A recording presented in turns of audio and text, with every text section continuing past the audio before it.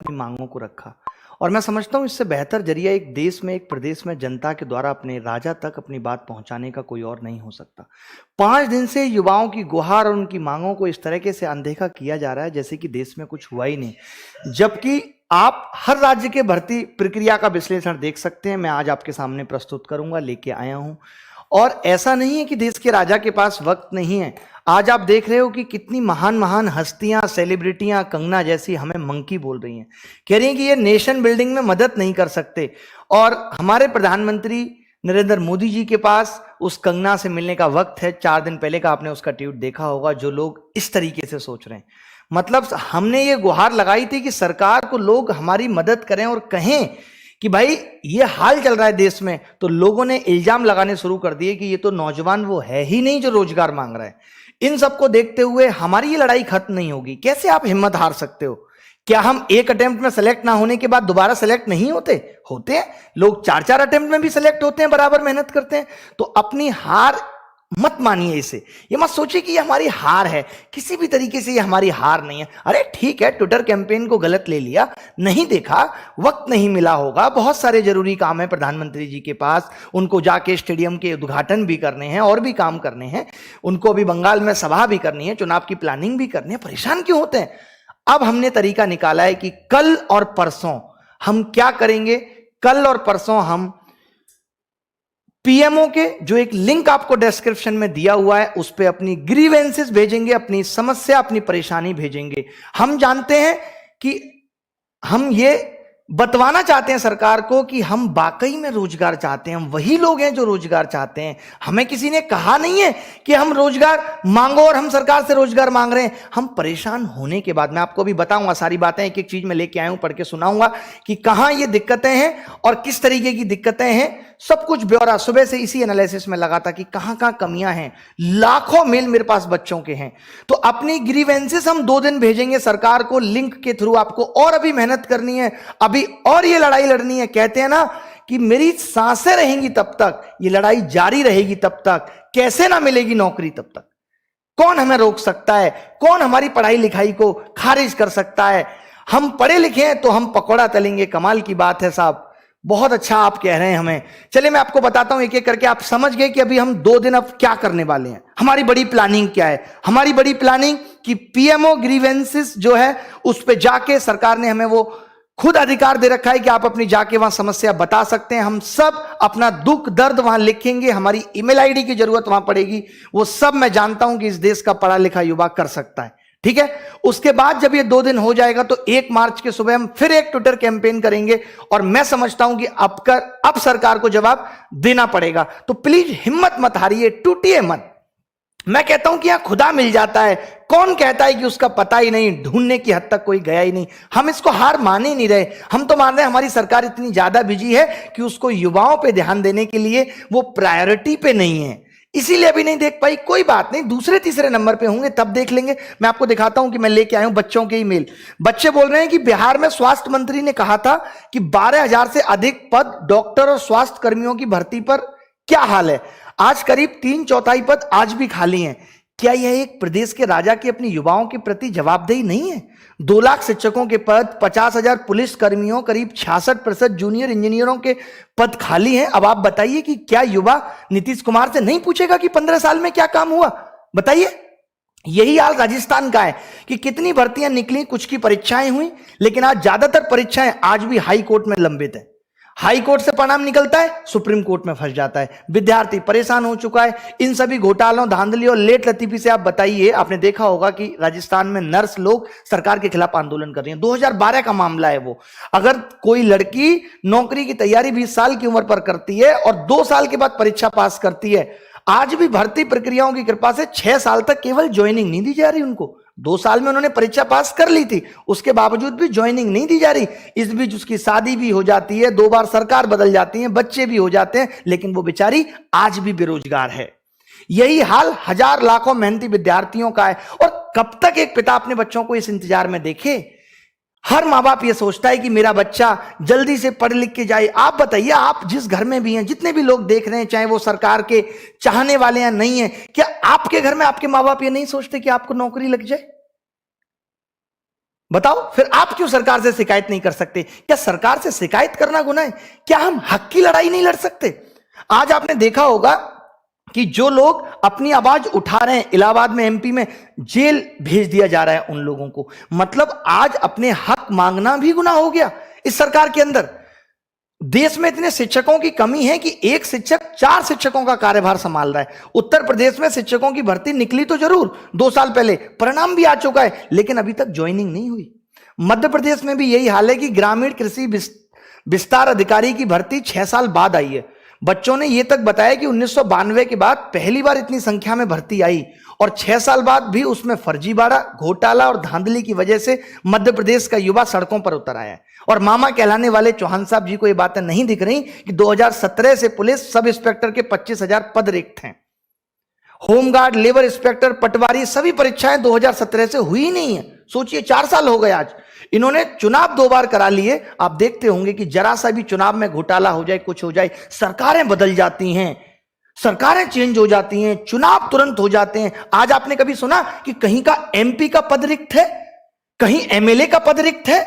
आप सुनते होंगे आए दिन कि उपचुनाव हो रहे हैं। उपचुनाव का मतलब है कि अगर कोई विधायक का पद रिक्त हो जाए और फिर सरकार कहती है कि देश में बाबुओं की क्या जरूरत है। अरे जब तुम सब कुछ प्राइवेट कर ही रहे हो तो इतने नेताओं की भी क्या जरूरत है?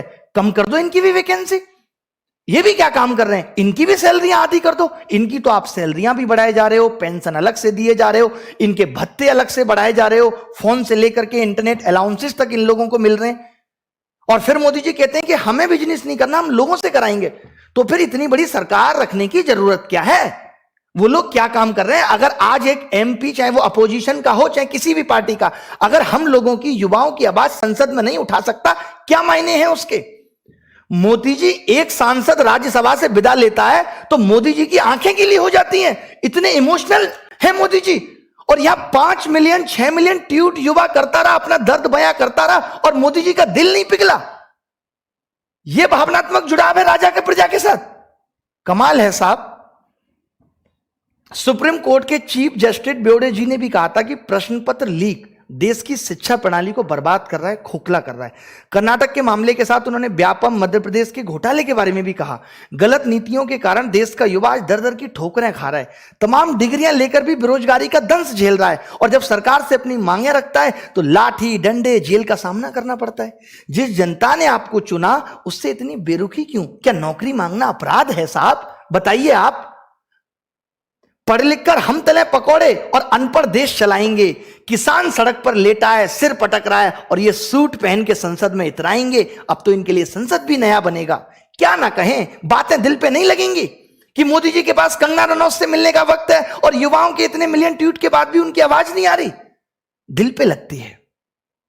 अब कोई यह भी नहीं कह सकता हमसे, जब हम पीएमओ ग्रीवेंसेस में अपनी बातें डाल रहे हैं, कि हमने सही तरीके से इस बात की मांग नहीं की थी, कि सही तरीके से हमने शिक्षा में, एग्जाम्स में रिफॉर्म्स की बात नहीं की थी। फिर तब बताएंगे कि 1 मार्च को हम ट्विटर कैंपेन किस तरीके से करेंगे। ये लड़ाई थमने वाली नहीं है। हम ये सोच लें कि अब ये एग्जाम आ रहा है, कुछ तो सैक्रिफाइसेस करने पड़ेंगे। कुछ तभी मिलता है जब कुछ खोना पड़ता है। अगर कुछ दिन की पढ़ाई हम खोएंगे तो कुछ मिलेगा, आगे आने वाली पीढ़ी के लिए भी हम कुछ सुधार कर पाएंगे। मेरा तो यही कहना है, और सरकार से निवेदन है कि इस पूरी तरह से चरमराई हुई व्यवस्था को सुधारें। शिक्षित तो करती है पर रोजगार नहीं देती ये व्यवस्था। एक घर को एक लड़का लड़की संभाल सकते हैं पर उनके पास रोजगार नहीं है। तो आप समझ जाइए कितने परिवारों की आस सरकार से लगी हुई है, पर ये अनदेखी उन लाखों परिवार के घर की चिंता की ही नहीं है, उनके घर के चिराग के भविष्य के अंधकार को बढ़ा रही है। ये आज देख रहे होंगे आप, कल मैं एक चैनल पे डेटा देख रहा था कि 11,200 लड़कों ने अभी रिसेंटली पिछले कुछ महीनों में सुसाइड किया है। सोचिए, पूरे देश को, युवाओं को नेताओं से क्या उम्मीद होगी? आप मुझे बताइए। हमारे लिए नेतागिरी का क्या मायने है? हमारे लिए सरकार के क्या मायने हैं? अगर हम सरकार चुन के लेके आए थे, यही ना कि हमें रोजगार मिलेगा। अगर रोजगार के इतने मायने नहीं है, रोजगार इतना बड़ा मुद्दा नहीं है, तो फिर सरकार हर चुनाव से पहले ये इतनी बड़ी बड़ी घोषणाओं में रोजगार को ही क्यों उठाती है? वो भी जानती है रोजगार बहुत बड़ा मुद्दा है। मिलियन ट्वीट करने के बाद भी कोई साथ नहीं आया। सरकार के किसी आदमी ने ट्वीट करके ये नहीं कहा कि हम तुम्हारे साथ खड़े हैं। आज पूरे देश के शिक्षक युवाओं के साथ हैं जो न्याय के लिए सरकार से न्याय की गुहार लगा रहा है। कैसे ना लगाएं? किसको पढ़ाएं हम? किस हक से पढ़ाएं हम? क्यों पढ़ाएं हम? बताइए आप मुझे, मैं आपसे पूछना चाहता हूं क्यों?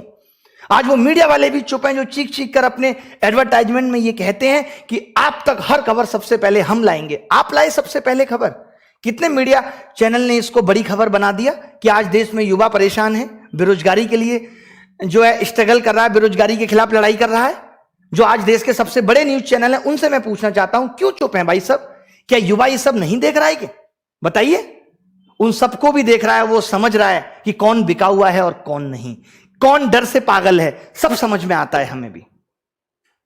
तो आप ये उम्मीद मत करिए कि कोई सेलिब्रिटी आके हमारी सपोर्ट करेगा। अब हम ये ट्वीट करेंगे कि हमें चाहिए नहीं किसी का सपोर्ट। आप अपना सपोर्ट अपनी जेब में रखें, नहीं चाहिए हमें। अगर अपोजिशन पार्टी वाले भी इतने अच्छे हैं, इतने सपोर्ट में साथ खड़े हैं, तो खाली ट्वीट से काम नहीं चलेगा। अपोजिशन वाले तो संसद में भी इस बात को उठा सकते हैं। अपोजिशन वाले एक मीडिया कॉन्फ्रेंस कर सकते हैं इसके रिगार्डिंग कि भाई क्यों रोजगार नहीं दिया जा रहा। हर राज्य सरकार के अंदर एक अपोजिशन पार्टी है।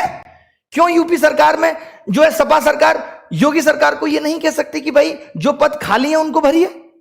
क्या जिम्मेदारी नहीं है एक विपक्ष की? लेकिन सबको, किसी को कोई मतलब नहीं है। जब चुनाव आएगा तब ये कहेंगे हम आपको लिए 8 लाख रोजगार ला रहे हैं और हम खुश हो जाएंगे, हमारे मां बाप खुश हो जाएंगे और फिर जाके सेम बटन पे बटन दबाएंगे। बताइए किस हक से ये सरकार बंगाल में ये कह रही है कि 75 लाख रोजगार देंगे, जो सरकार अभी तक पूरे देश में 10 लाख रोजगार नहीं दे पाई। वैकेंसी ऐसा नहीं है कि हर जगह बढ़ी है, यूपीएससी में भी वैकेंसी घटी है हर जगह, लेकिन कम से कम वहां जितनी वैकेंसी है, एग्जाम तो कम से कम फेयर हो रहा है, बट यहां तो वो भी नहीं हो रहा। आप एसएससी को देख लीजिए ना, 2017 वालों की कंप्लीट ज्वाइनिंग नहीं हुई, 18 का रिजल्ट नहीं आया, 19 का रिजल्ट नहीं आया, 2020 के फॉर्म भरा लिए। अब एक बात मुझे आप बताइए कि अगर इस तरीके से होगा तो जो 2018 वाला विद्यार्थी है, 19 वाला है, वो भी 2020 का फॉर्म भरेगा या नहीं? क्या ये गलत नहीं है सरासर? जो ये सेलेक्ट हो सकता है 18 में, उसको अभी तक ये बताया नहीं गया है कि तुम सेलेक्ट हो सकते हो, ना 19 वाले को बताया गया है, और आपने 2020 का फॉर्म भरा के बंद कर दिया। अगर यही व्यवस्था इस तरीके से हो कि 2018 का जब तक फाइनल रिजल्ट नहीं आएगा तब तक 19 का फॉर्म ही नहीं निकलेगा। बट इनको क्या करना है, आपको मालूम होगा कि ये नोटिफिकेशन जब निकालते हैं तो उस वक्त बजट घोषित हो जाता है और उसी वक्त इनको बजट मिल जाता है 2 महीने 4 महीने के अंदर। तो इनको नोटिफिकेशन निकालना कंपलसरी है। आप देखो ना, अगर नोटिफिकेशन नहीं निकालना कंपलसरी होता तो रेलवे 2.5 साल पहले नोटिफिकेशन निकाल के आज प्री एग्जाम नहीं कंप्लीट करा पाया अब तक, 700-700 800 लोगों से फीस लेने के बाद। मतलब कि एग्जाम लेना भी इनके लिए एक बिजनेस मात्र हो गया है, राजस्व वसूलना हो गया है। जब सब काम यहां प्राइवेट लोग ही करेंगे तो हम सरकार को टैक्स दे किस लिए रहे? इसलिए कि वो सारी चीजें प्राइवेट लोगों के हाथ में दे दे। तो मत लीजिए किसी से टैक्स। अब आपको काम करना क्या है? सब कुछ तो आप प्राइवेट करते जा रहे हैं, आपको जरूरत किस चीज की? अब मत लीजिए टैक्स। हर आदमी अपने अपने हिस्से की रोड बना के चल लेगा। कमाल का मजाक बना दिया है कि देश में बाबुओं की जरूरत नहीं है, देश में आप जैसे नेताओं की जरूरत है। साहब, आपसे हाथ जोड़ के विनती है, रिक्वेस्ट है कि कम से कम ये युवा जो मिलियंस के रूप में 10 लाख 20 लाख लोग ग्रीवेंसेस भेजेंगे, अपनी समस्याएं भेजेंगे, उस पे गुहार करके आपसे विनती करता हूं कि उस पे थोड़ी सी दया दृष्टि डाल लीजिए महाराज। लोग आपको श्री राम जैसे राजा के रूप में देखते हैं, इतना बेरुखी तो मत दिखाइए, थोड़ा तो रहम खाइए लोगों पे कि इतने मिलियन ट्वीट के बाद आपको नहीं दिख रहा। अब तो अगले ट्वीट में भी हम जी लगाने जा रहे हैं आपके नाम के आगे। इतना सम्मान और इतने प्यार से हम मांग रहे हैं। हमारे एग्रेशन को समझिए अपने इमोशनल इंटेलिजेंस से कि क्यों हम ऐसा कर रहे हैं। मैंने सुना है बहुत है आपके अंदर, तभी तो एक सांसद जब राज्यसभा से विदा लेता है तो आप रो देते हैं। कमाल के इमोशन हैं आपके। और जब युवा यहां सड़कों पे चीख रहा है, पागल हो रहा है, तो उसके लिए आदेश निकाल दिया जाता है कि जेल भरो। ये दो मुंह वाली बात एकदम समझ से परे है। तो मैं इसी बात के साथ अपनी बात को विराम देता हूं और युवाओं से गुहार करता हूं कि जो डिस्क्रिप्शन में लिंक है उसके थ्रू कम से कम 20 लाख 30 लाख लोग सरकार के पास ग्रीवेंसेस भेजें, क्योंकि सरकार का यह मानना है कि यह तरीका सही नहीं है रोजगार मांगने का। तो अब हम सही तरीके पे ही आ रहे हैं और पिछले 4 साल से भी सही तरीके से ही रोजगार मांग रहे थे, अब भी सही तरीके से मांग रहे हैं। फिर उसके बाद हम 1 तारीख को ट्विटर पे कैंपेन करेंगे इसी के रिगार्डिंग और फिर देखते हैं कि क्या होता है। और भरोसा रखिए कि हम ये लड़ाई जीत कर रहेंगे। वैकेंसी भी बढ़ेगी, एग्जाम भी फेयर होगा और रिजल्ट भी आएंगे, तब तक हम थमेंगे नहीं। धन्यवाद, नमस्कार, थैंक यू।